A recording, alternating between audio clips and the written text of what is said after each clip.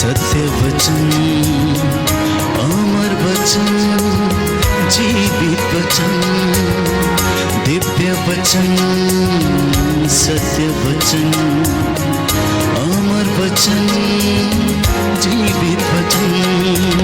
साई दा बामा बनी दा बामा बगरे रे सा रे सा रे सा रे सा। दिव्य वचन, सत्य वचन, अमर वचन, जीवित वचन, दिव्य वचन, दिव्य वचन।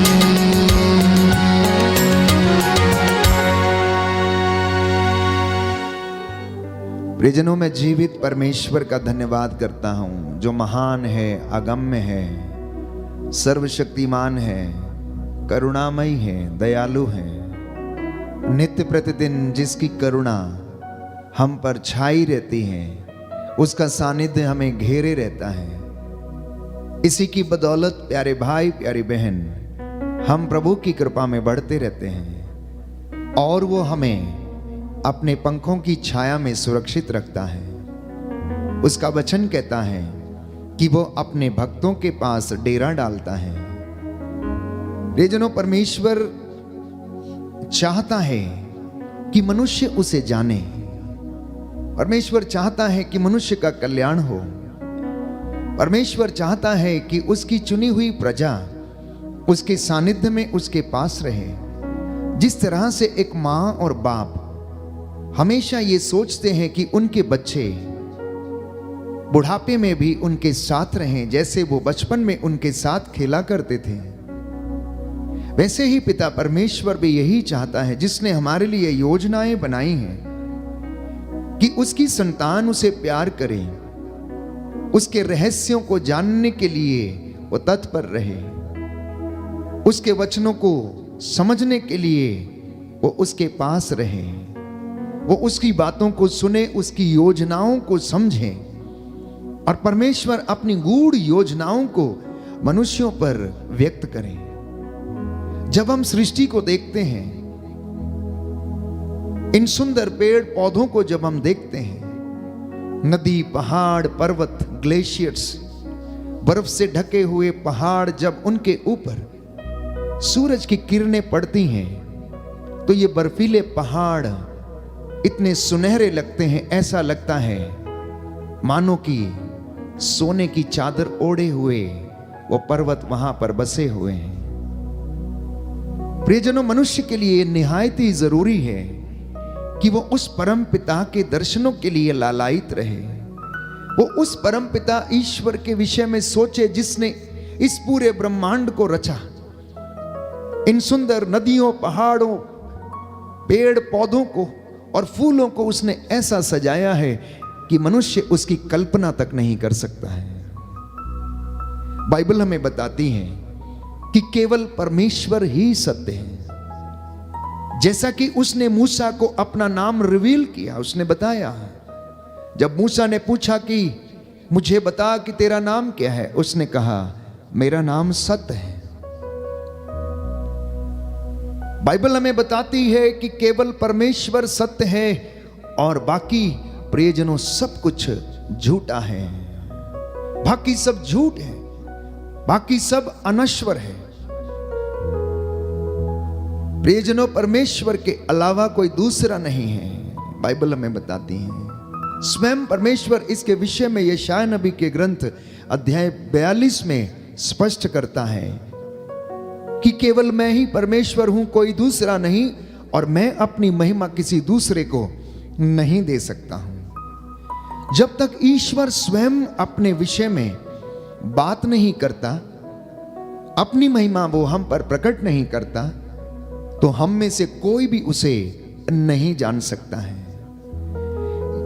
इसलिए जब हम बाइबल पढ़ते हैं तो हम देखते हैं कि परमेश्वर ने समय समय पर नबियों के द्वारा अपने आप को इस दुनिया के ऊपर प्रकट किया, और अंत में उसने स्वयं प्रभु यीशु क्रिस्त अपने इकलौते बेटे के द्वारा उसने अपने आप को इस दुनिया में मानव जाति के बीच में रिवील किया, प्रकट किया, जिससे कि लोग उसे जाने। पुराने जमाने के लोगों की सोच थी कि परमेश्वर हमसे दूर रहता है। यहूदी ये सोचा करते थे कि परमेश्वर के दर्शन करने के लिए जाना संभव नहीं है। बहुत सारा मन में भय था कि परमेश्वर के सामने किस तरह से प्रकट हम होंगे और किस तरह से हम जाएंगे। बाइबल हमें बताती है कि मंदिर में जब लोग दर्शन करने के लिए जाया करते थे तो याजक पर्दे के पीछे से खड़े होकर बात किया करता था, जहां पर विधान की मंजूषा रखी रहती थी। लेकिन प्रियजनों, परमेश्वर अपने बच्चों से दूर जाना नहीं चाहता था। वो उन्हें दिखाना चाहता था, उनसे मिलना चाहता था। इसलिए वो इस दुनिया में आया और साक्षात रूप से वो हमारे बीच में रहा और उसने हमें अपना प्रेम दिखाया। Hallelujah, hallelujah. यीशु की स्तुति हो, यीशु को धन्यवाद, यीशु को धन्यवाद। हे प्रभु यीशु, हे प्रभु यीशु, आपके प्रेम के लिए, आपके प्रेम के आपके लिए, बलिदान के लिए आपके मैं बलिदान आपको धन्यवाद देता हूँ। आपको धन्यवाद देता हूँ। Hallelujah, hallelujah, hallelujah. हालेलुया। निर्गमन ग्रंथ अध्याय 33 पद संख्या 18 से 20 में पढ़ते हैं कि मूसा परमेश्वर की महिमा देखना चाहता था, जबकि परमेश्वर उससे बातें किया करता था। तो उसने कहा कि मुझे अपनी महिमा के दर्शन करा। मैं आपके लिए वचन पढ़ूंगा। निर्गमन ग्रंथ अध्याय 33 पद संख्या 18 से 20 कि प्रभु मूसा से कहता है कि तू मुझे नहीं देख सकता, क्योंकि यदि तू देखेगा तो तू भस्म हो जाएगा।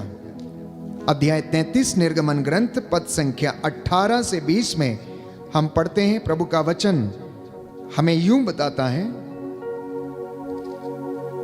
इस पर मूसा ने निवेदन किया कि मुझे अपनी महिमा दिखाने की कृपा कर। उसने कहा, मैं अपनी संपूर्ण महिमा के साथ तुम्हारे सामने से निकल जाऊंगा और तुम पर अपना प्रभु नाम प्रकट करूंगा। मैं जिनके प्रति कृपालु हूं उन पर कृपा करूंगा और जिनके प्रति दयालु हूं उन पर दया करूंगा।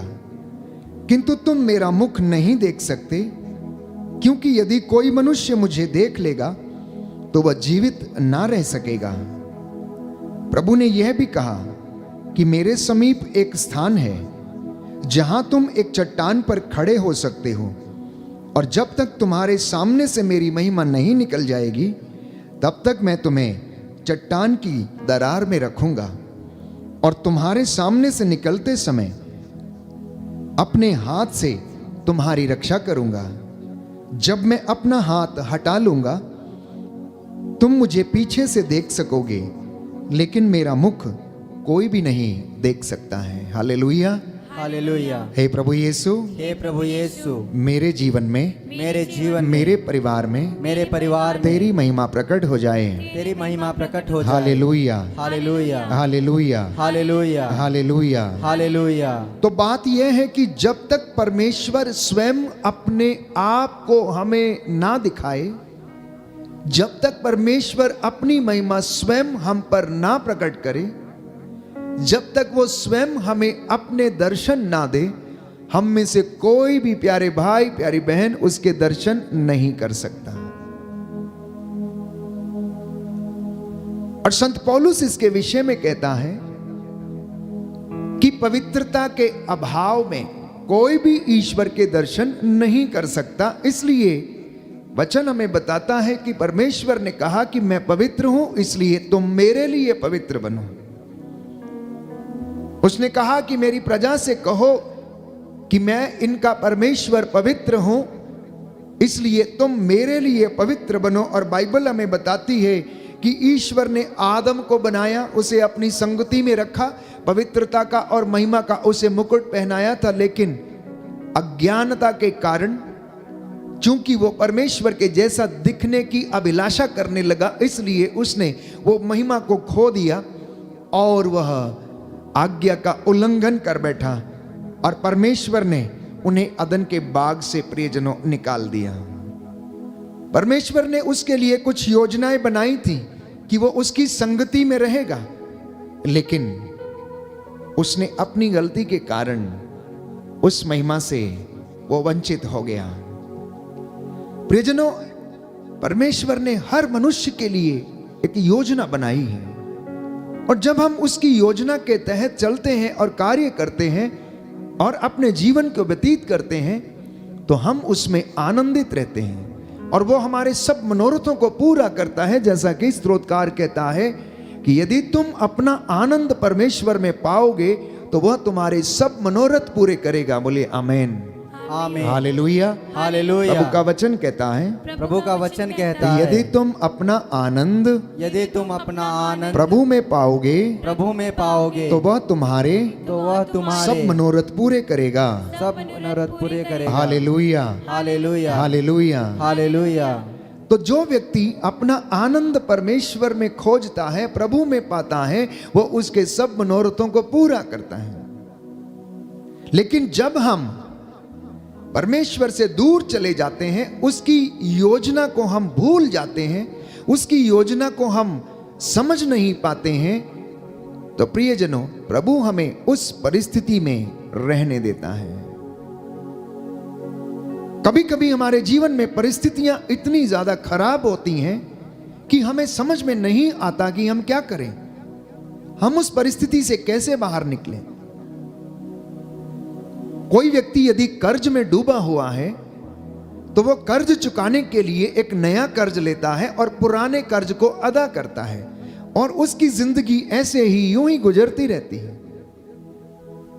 किसी किसी दंपति के जीवन में आज तक उन्होंने अपने जीवन में दाम्पत्य जीवन का सुख अनुभव नहीं किया है।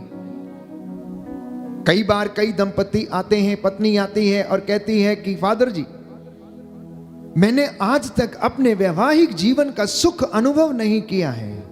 पूछते हैं क्यों? क्योंकि जब से मैं उस घर में शादी होके गई हूं, तब से कोई ना कोई अड़चन, कोई ना कोई बाधा मेरे जीवन में लगी हुई है। चाहे वो बीमारी हो, चाहे वो कर्ज हो, चाहे रिश्तों में खटास हो, आज तक ऐसी परिस्थिति नहीं आई कि जब हम परमेश्वर में या फिर व्यक्तिगत रूप से हम आनंदित रह सकें, हम सुखी जीवन व्यतीत कर सकें।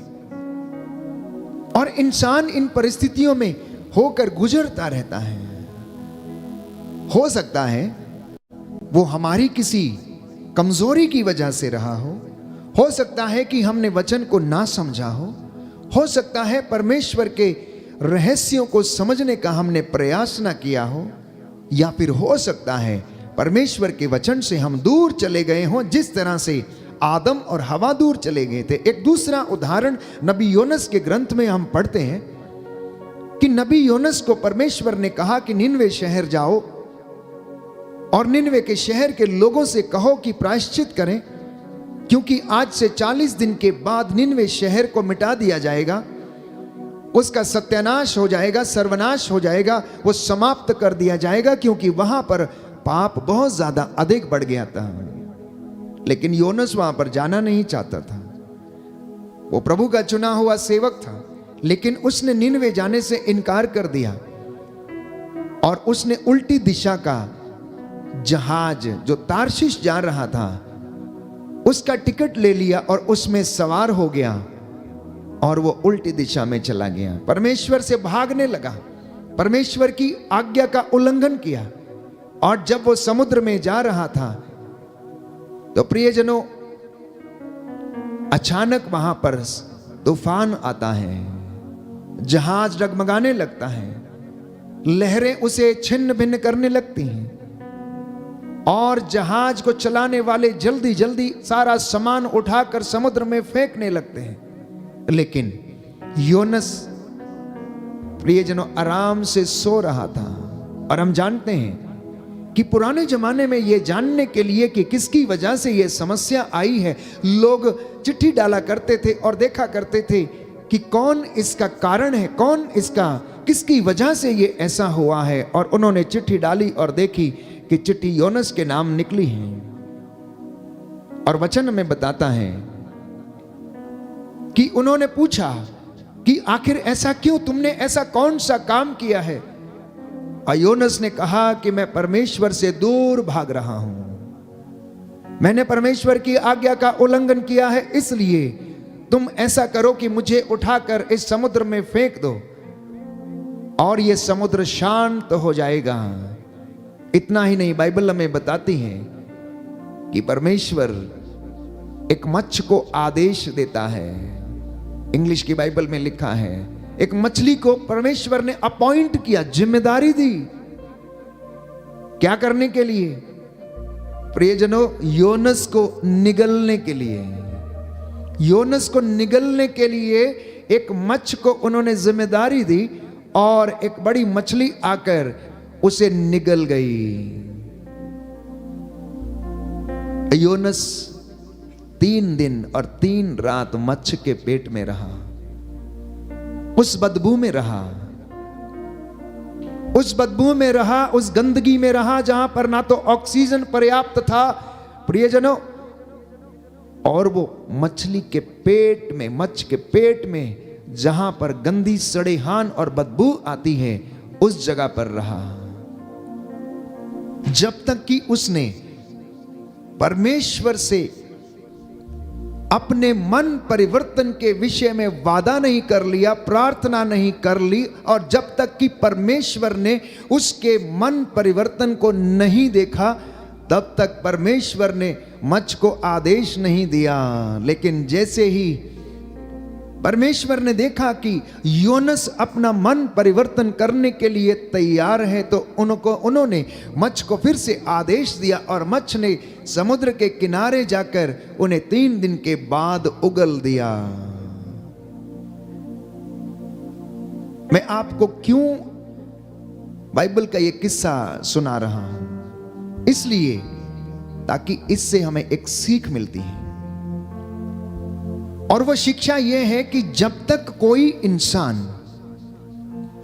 अपनी परिस्थिति में अपने आप को बदलने की जिम्मेदारी नहीं लेता या फिर अपने आप को नहीं बदलता है, तब तक परमेश्वर आपको उसी परिस्थिति में रहने देता है। तब तक परमेश्वर आपको उसी परिस्थिति में रहने देता है, क्योंकि वो तैयार खड़ा है आपको उठाने के लिए, लेकिन वो इंतजार करता है आपके बढ़ते हुए हाथों को देखने के लिए, आपके मन परिवर्तन को देखने के लिए। इसलिए कोई शराबी, कोई नशेड़ी ये ना कहे कि मेरा सब कुछ समाप्त हो गया है, अब तो जो होना था हो गया है, अब तो मैं पी के ही रहूंगा, अब मैं समाप्त हो गया हूं, अब मेरा कुछ होने वाला नहीं है। ऐसा नहीं है प्यारे भाई, प्यारी बहन। परमेश्वर ने आपको एक मजबूत, दृढ़ निश्चय वाला आत्मा प्रदान किया है, जो आपकी अस्पष्ट आहों को समझता है और जानता है, जो आपकी दुर्बलताओं में आपको सहायता देता है। अगर आप उसकी ओर एक कदम बढ़ाते हैं तो वो आपके साथ 100 कदम चलने के लिए तैयार रहता है, लेकिन निर्भर इस बात पर करता है कि मनुष्य का निर्णय कितना सच्चा है। मनुष्य के अंदर का जो व्यक्ति है वो अपने आप को दृढ़ करने में कितना तैयार रहता है। और हम जानते हैं कि जैसे ही नबी योनस ने परमेश्वर से प्रार्थना किया, अपनी आज्ञा के उल्लंघन के लिए उसने माफी मांगी, तो परमेश्वर ने उसे फिर से सबल बनाया और निनवे के शहर के लोगों के यहां पर भेजा। उन्होंने उनको वचन सुनाया और निनवे शहर के लोगों ने प्रायश्चित किया और परमेश्वर ने उन्हें क्षमा कर दिया। Hallelujah, hallelujah. यीशु की स्तुति हो, यीशु की स्तुति हो, यीशु को धन्यवाद, यीशु को धन्यवाद। हे प्रभु यीशु, हे प्रभु यीशु, मेरे जीवन में, मेरे जीवन में, मेरे परिवार में, मेरे परिवार में मुझे दृढ़ निश्चय करने की, मुझे दृढ़ निश्चय करने कृपा की प्रदान कीजिए। कृपा प्रदान कीजिए। Hallelujah, hallelujah, hallelujah, hallelujah. हे प्रभु यीशु, हे प्रभु यीशु, मैं अपने जीवन में, मैं अपने जीवन अपने में, परिवार में अपने परिवार में आपकी कृपा को, आपकी कृपा को अनुभव कर सकूं। अनुभव कर सकूं। Hallelujah, hallelujah, hallelujah, hallelujah, hallelujah. Hallelujah. तो इंसान जब तक अपनी कमजोरियों के बंधनों में बंधा रहता है और उनसे निकलने का प्रयास नहीं करता है, तब तक वो उसी परिस्थिति में रहता है। हमें प्रयास करने की आवश्यकता है, हमें बंधनों से आजाद होने की आवश्यकता है। हर एक व्यक्ति को अपनी मुक्ति का प्रयास करने की आवश्यकता है। और संत पौलुस इस बात को स्पष्ट करता है, डरते कांपते हुए अपनी मुक्ति के लिए आप प्रयासरत रहें। आप अनुग्रह के सिंहासन के पास आए जिससे कि आपको दया मिल जाए और आप प्रभु के सामने खड़े होने के लायक बन जाएं।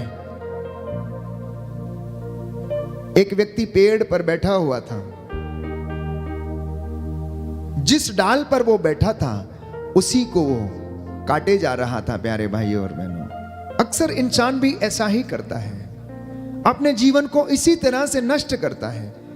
वो अपनी बहुत सारी सुंदर जिंदगी को वो उसी तरह से नष्ट करने लगता है। अगर वो नशे का सेवन करता है या फिर ड्रग्स का सेवन करता है या किसी ऐसी बुरी आदत का शिकार हो जाता है जिसकी वजह से वो उसकी जिंदगी की वो सुंदर डाली वो काटता रहता है, कटती रहती है और एक दिन वो उसी पर सवार होता है और वो नीचे गिर जाता है, उसका जीवन समाप्त हो जाता है।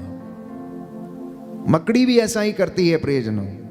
मकड़ी जाल बनाती है, लेकिन याद कीजिए कि मकड़ी को कोई दूसरा नहीं मारता, वो उसी में स्वयं फंस जाती है और उसी में मरी हुई आपको नजर आती है। इंसान का जीवन भी ऐसे ही है। वो अपनी परिस्थितियां कभी कभी अपने लिए यूं ही बुन लेता है और उनसे बाहर नहीं निकल पाता है, और जब तक वो निकलने की कोशिश करता है तब तक बहुत देर हो चुकी होती है। लेकिन परमेश्वर चाहता है कि आप उसकी सहायता से बाहर आ सकते हैं, क्योंकि उसने हमें आशामयी जीवन प्रदान किया है।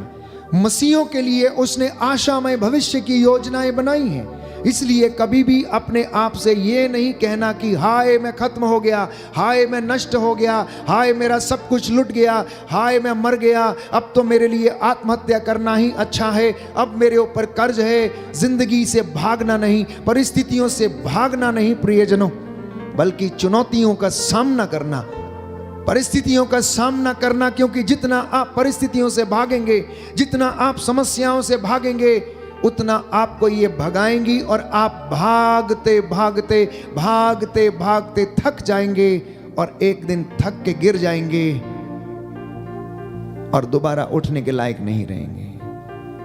लेकिन परमेश्वर का वचन हमें हिम्मत देता है, हमें सांत्वना देता है। हाल ही में हमने पुनरुत्थान का पर्व मनाया है।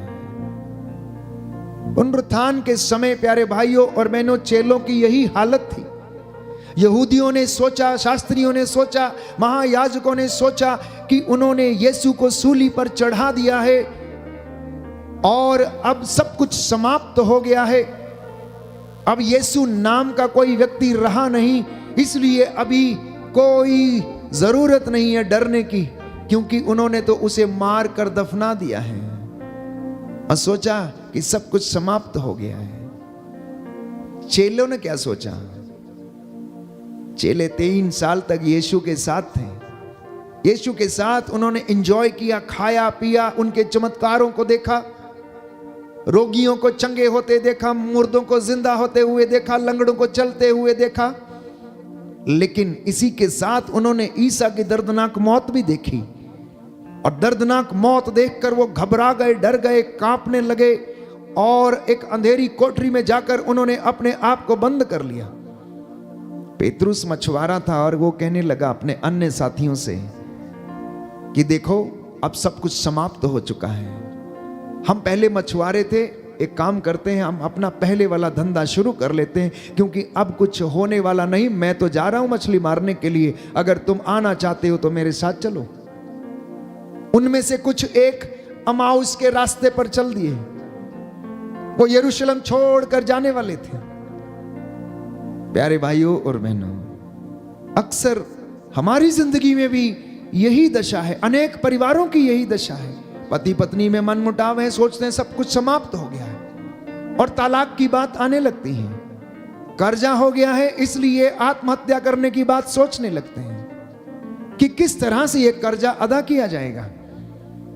जब हम परिस्थितियों से भागते हैं तो ये परिस्थितियां हमें और ज्यादा भगाती हैं। लेकिन प्रियजनों, इन सारी परिस्थितियों का डटकर सामना करना इसी के विपरीत एक दूसरा उदाहरण मैं आपको देना चाहूंगा। अय्यूब के ग्रंथ में हम पढ़ते हैं कि अय्यूब ने इन सारी परिस्थितियों का सामना किया। जब परिस्थितियां उसके विपरीत थी, उसके बच्चे दब के मर गए, उसकी सारी संपत्ति, उसके जानवर सब कुछ लुट गए, सब कुछ समाप्त हो गया।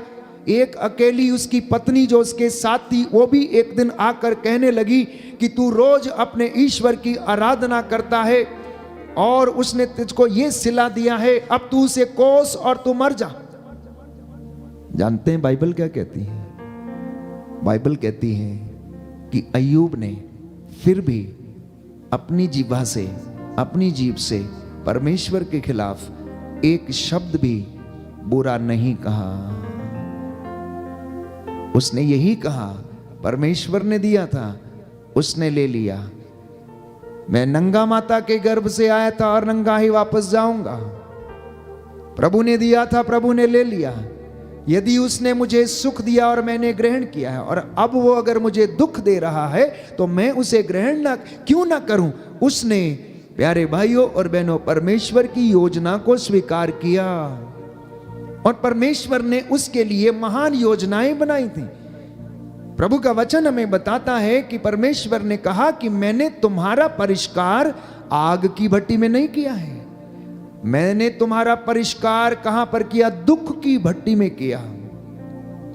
संत पौलुस कहता है, जो दुख हम भोग रहे हैं, जिन विषम परिस्थितियों से होकर हम अब गुजरते हैं, वो आने वाली महिमा की तुलना में कुछ भी नहीं है। Hallelujah, hallelujah, hallelujah, hallelujah. Yeshu की स्तुति हो, यीशु की स्तुति यीशु हो। को धन्यवाद, यीशु को धन्यवाद। यीशु की आराधना हो, यीशु की आराधना यीशु की महिमा हो, यीशु की महिमा यीशु को धन्यवाद। यीशु को धन्यवाद। हे प्रभु यीशु, हे प्रभु यीशु, मेरे जीवन में मेरे जीवन में कष्ट और परेशानियां कष्ट और परेशानियां जब आ जाते हैं, जब आ जाते हैं, मेरा सहारा बन जाइए। मेरा सहारा बन जाइए। Hallelujah, hallelujah. हे प्रभु यीशु, हे प्रभु यीशु, मैं अपने दुखों में, मैं अपने दुखों अपने में, कष्टों में, अपने कष्टों में आपको सदा याद करता जाऊं। सदा याद करता जाऊं। Hallelujah, hallelujah, hallelujah, hallelujah, hallelujah. Hallelujah.